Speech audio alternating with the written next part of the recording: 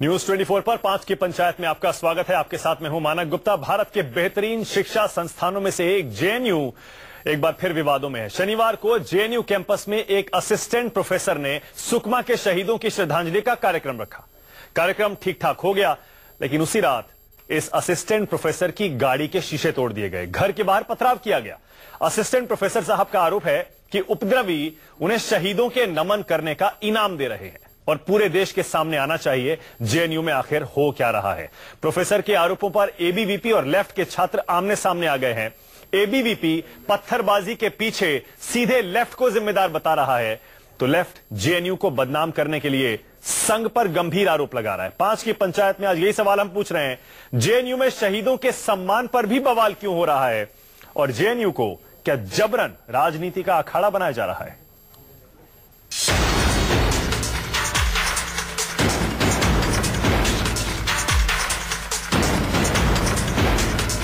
पांच की पंचायत में आज मेरे साथ ललित पांडे, जो कि जेएनयू में ही एबीवीपी के अध्यक्ष हैं। राहिला परवीन मेरे साथ हैं, एआईएसएफ में सेक्रेटरी हैं, स्टेट सेक्रेटरी हैं आप, स्टेट सेक्रेटरी। आरएसएस के विचारक अवनीजेश अवस्थी और यहां आमिर हैदर जैदी साहब हैं, जो कि सीपीआई के नेता हैं।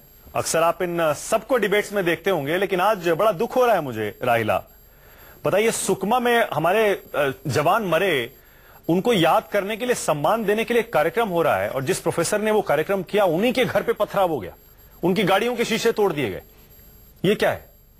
देखिए, सबसे पहले तो मैं हमारे टीचर के गाड़ी पे और उनके घर पे जिस तरह से पथराव हुआ उसका कड़े शब्दों में निंदा करती हूँ। और एक बात साफ कर दूं कि इसको इस तरह से जोड़ के जेएनयू को बदनाम करने के लिए और जेएनयू के नाम पे जो ट्रोल चलाया जा रहा है वो भी बंद कर देना चाहिए।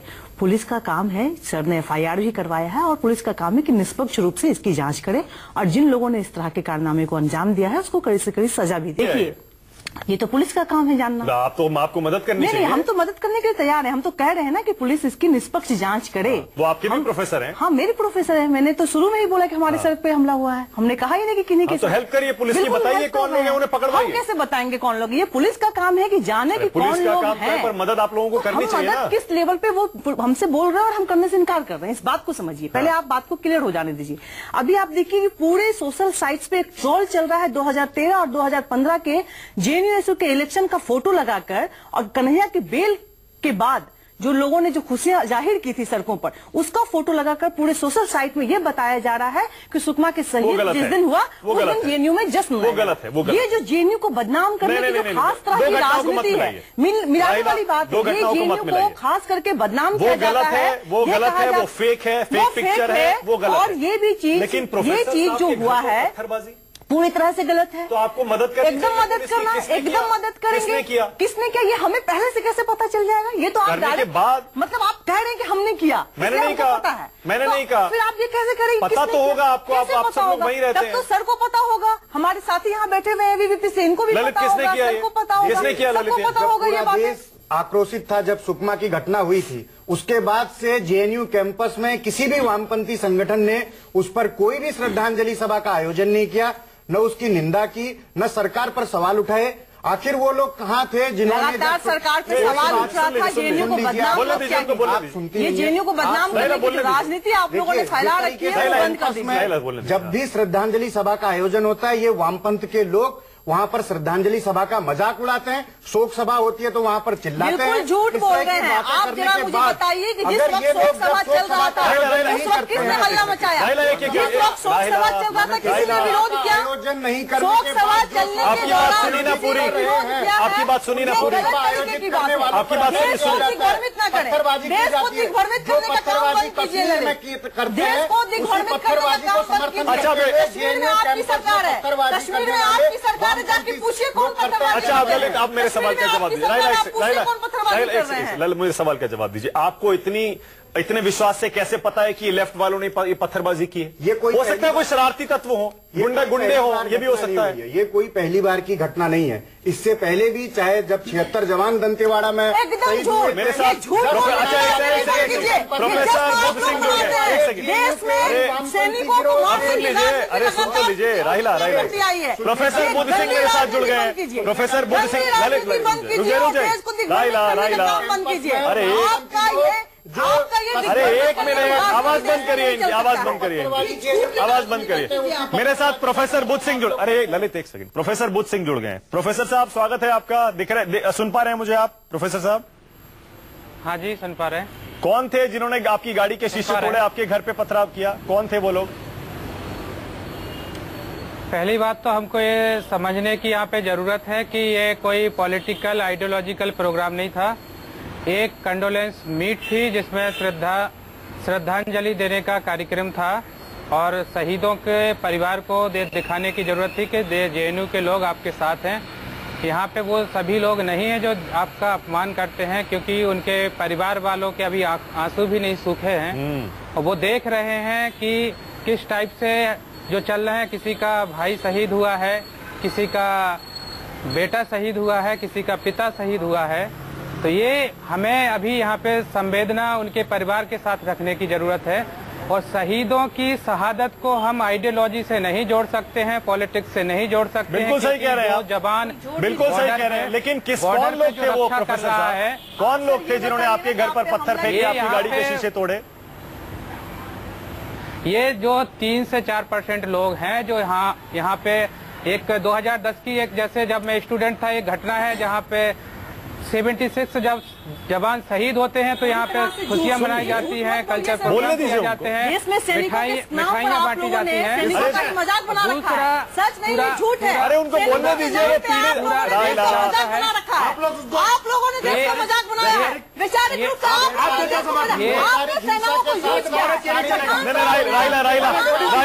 Raila this is wrong, Raila this is wrong.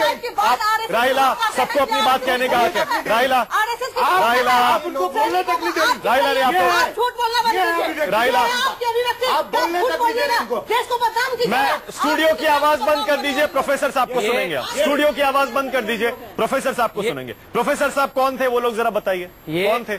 ये यहाँ जो 3-4% ही लोग हैं, वहाँ इनको समझने की जरूरत है कि अननेसेसरी जो हमें शहीद के परिवार के जो लोग देख रहे हैं, उन बच्चों पे, उन माता बहनों पे क्या असर हो रहा होगा कि हम जो टीवी पे डिबेट कर रहे हैं, उनकी शहादत को संवेदना व्यक्त ना करते हुए आपस में झगड़ा कर रहे हैं। प्रोफेसर साहब, मुझे आपके साथ हमदर्दी है। प्रोफेसर साहब, आपके घर पे पत्थर फेंके गए, आपकी गाड़ी का शीशा तोड़ा गया, सिर्फ इसलिए आपको ऐसा लगता है क्योंकि आपने सुकमा के शहीदों के लिए कार्यक्रम किया। लेकिन मैं ये पूछ रहा हूँ आपसे, आपको इतना भरोसा क्यों है कि आपके साथ ये इसीलिए हुआ क्योंकि आपने वो प्रोग्राम किया?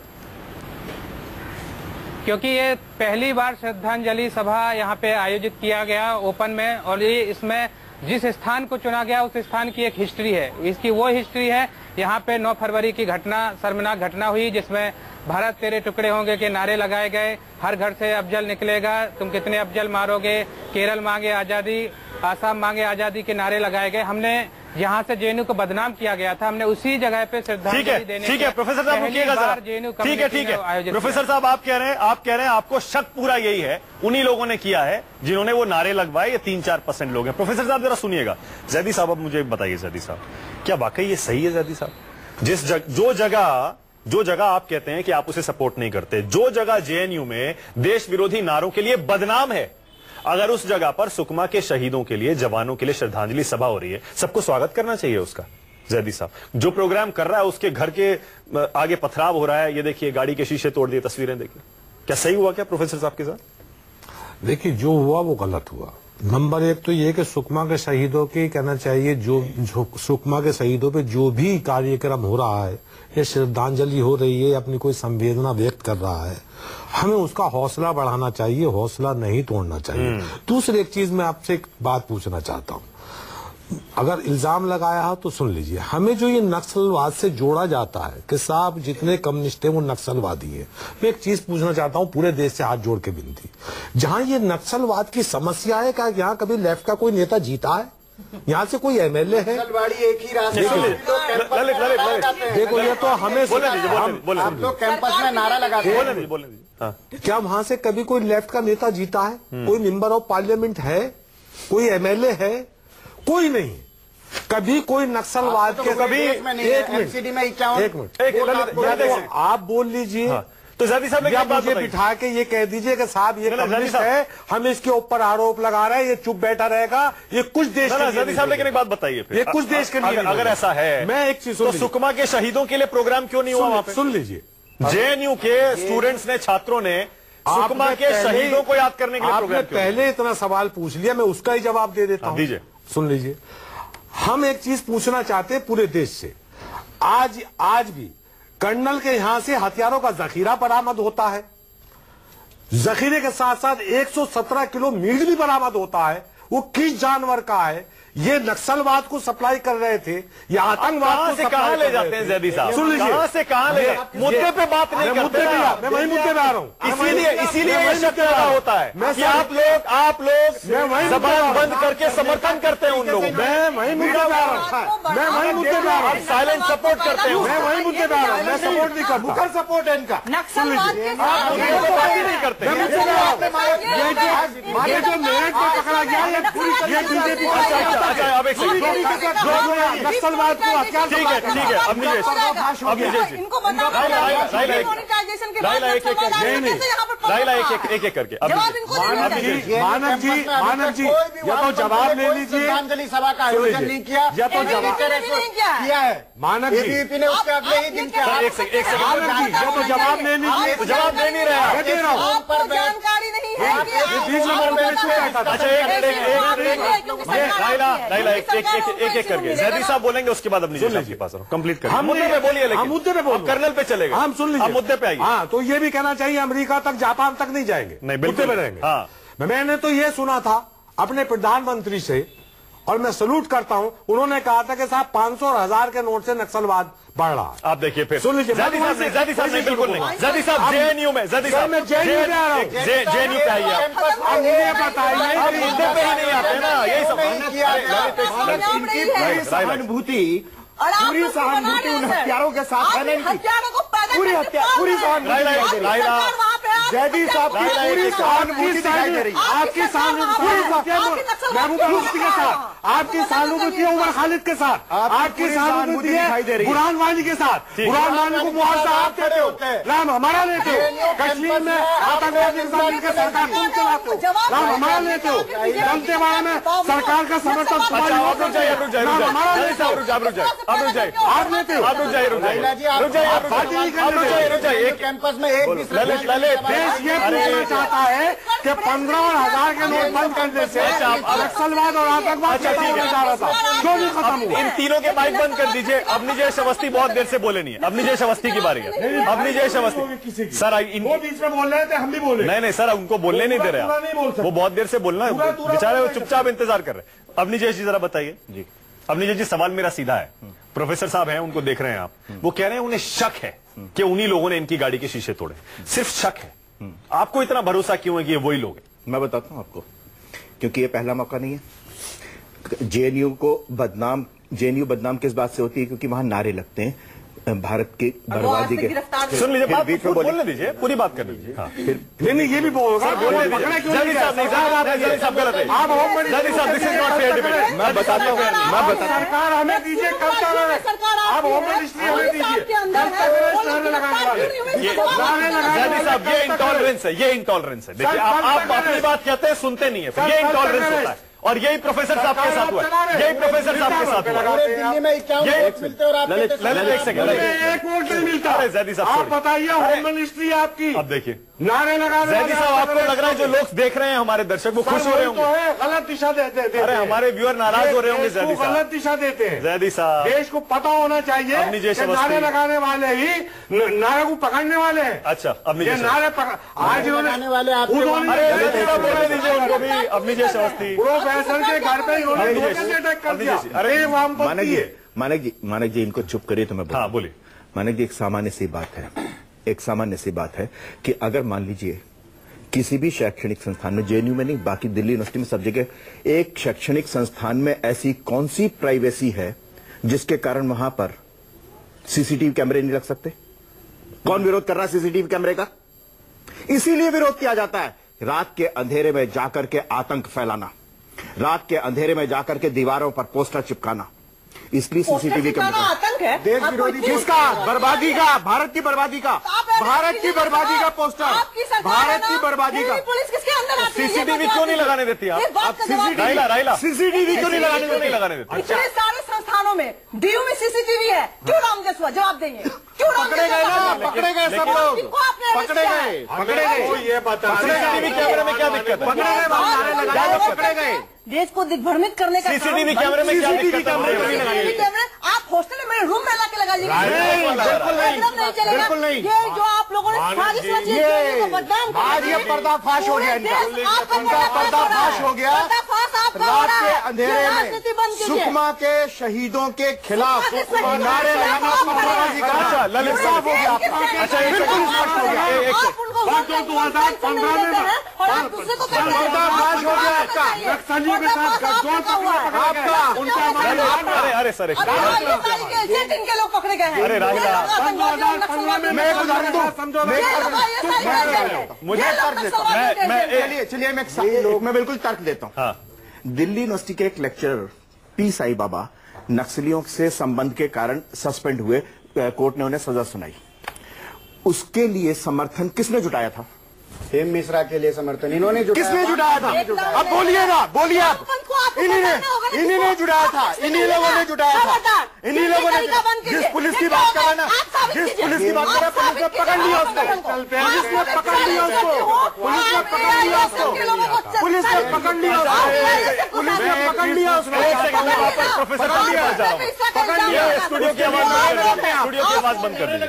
Professor Buddha Singh, professor Lalit Singh, professor साहब, आपने पुलिस को शिकायत की है, आपको थोड़ा छात्रों से बातचीत भी हुई होगी जिन्होंने शायद देखा हो कौन लोग थे, क्योंकि जेएनयू ऐसी जगह है ज्यादातर लोग एक दूसरे को जानते हैं, पुराने लोग हैं, गार्ड्स भी होंगे। ये यहाँ पे सभी लोग जानते हैं कि कौन इस घटना को अंजाम दे सकता है। नाम क्यों नहीं बताते? जब हम ये बता सकते हैं कि जब 9 फरवरी की घटना होती है तो कुछ पुलिस को यहाँ के जो छात्र हैं वहाँ पे उपस्थित होते हैं, 9 फरवरी की शर्मनाक घटना में, जहाँ पे अफजल गुरु को। अच्छा, मैं चाहता हूँ जरा दर्शक भी सुने, जरा मैं चाहता हूँ दर्शक भी सुने। ललित एक सेकंड, प्रोफेसर साहब, मैं चाहता हूँ जरा दर्शकों को पता चले आखिर आपके साथ हुआ क्या है। जब आपके घर पे पत्थर फेंके गए, गाड़ी का शीशा तोड़ा गया, आप घर में ही थे जब पत्थर फेंके गए, आपकी पत्नी भी घर पर थी, हम सुन रहे हैं कि आप लोग डर गए थे, जरा बताइए हुआ क्या था।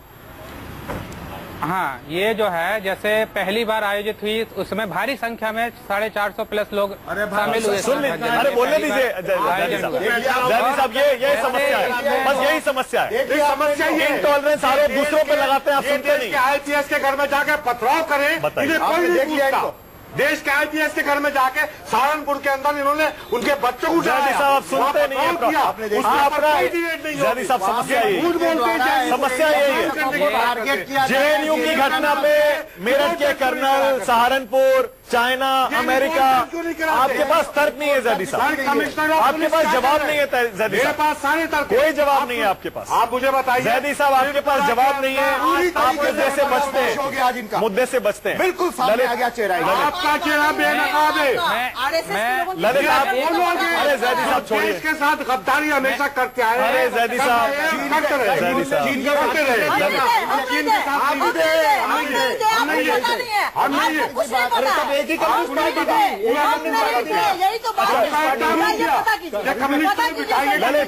देश को मालूम है नक्सलवाद के समर्थक। अरे सर, अरे ठंडा, आप पानी पीजिए, ठंडा गला थक गया होगा, पानी पीजिए। हम नक्सलवाद की सख्त मजम्मत करते हैं। ललित, ये जो प्रोग्राम हुआ था सुकमा के शहीदों को याद करने के लिए, उसमें कितने लोग आए थे? उसमें 350 से 400 लोग वहाँ पर मौजूद थे।